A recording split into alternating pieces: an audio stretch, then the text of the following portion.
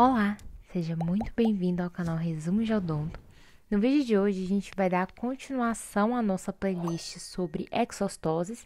Então, se você não viu, nós fizemos um vídeo inicial falando sobre as exostoses, que existem exostoses vestibulares, exostoses palatinas e existem as mais conhecidas na odontologia, que é o tórus mandibular e o tórus palatino. Então, a gente vai fazer vídeos rapidinhos sobre cada uma dessas lesões para que fique mais fácil da gente de associá-las no nosso dia a dia na clínica. Então, sem mais delongas, o tórus mandibular é uma exostose comum que se desenvolve ao longo da superfície lingual da mandíbula e assim como no tórus palatino, que vai ser o nosso próximo vídeo, ela é provavelmente multifatorial. Então, algumas influências como ambientais e genéticas podem ser a causa, da formação desse tórus. Ele também é chamado de toro mandibular e é um crescimento ósseo congênito, benigno, então não é um crescimento maligno, então não é um tumor que pode ali no futuro se tornar um carcinoma, como por exemplo, e ele geralmente vai ser localizado ou circunscrito. E como a gente disse, ele vai ser encontrado ali na superfície cortical do osso mandibular, ou seja, na superfície lingual. O tórus mandibular, ele geralmente vai estar acima da linha mileoide, na região ali dos premolares inferiores, e o envolvimento bilateral ocorre em mais de 90% dos casos. Então, pode ter caso de um tórus mandibular unilateral?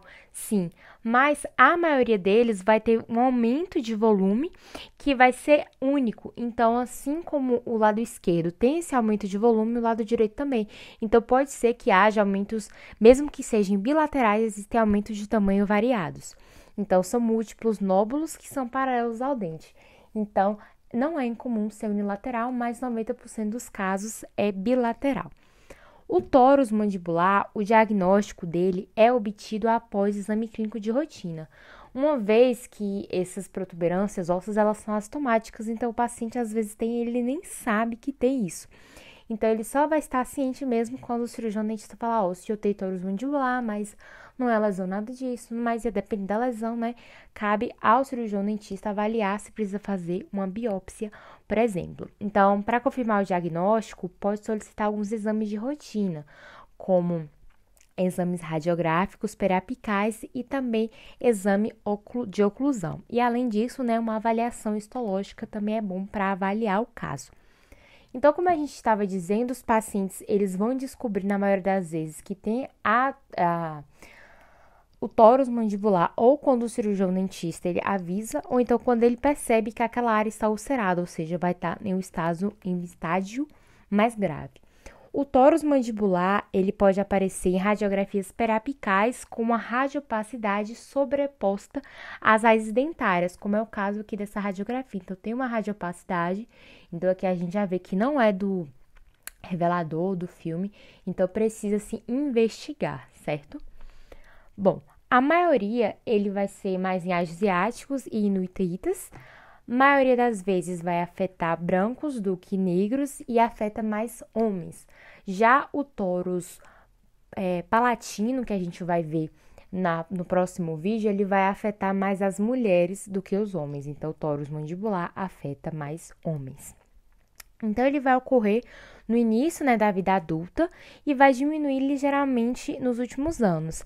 Geralmente, o tórus mandibular, ele pode ter alguma prevalência relacionada ali com alguns tipos de abrasão do dente, como, por exemplo, o bruxismo.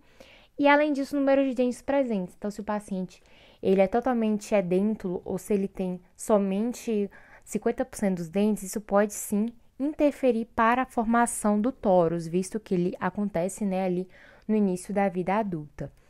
Bom, o tórus mandibular, ele não há necessidade de tratamento, exceto quando vai precisar de uma prótese, seja ela parcial ou total, fixa ou removível. Então, a gente precisa estar fazendo a remoção desse tórus para que possa ter, o uso da prótese. Ou quando esses casos, eles têm ulcerações. Então, se tiver ulcerado esse tórus mandibular, a gente faz a remoção para que o paciente, ele não sinta mais dor e consiga utilizar a sua prótese da forma correta.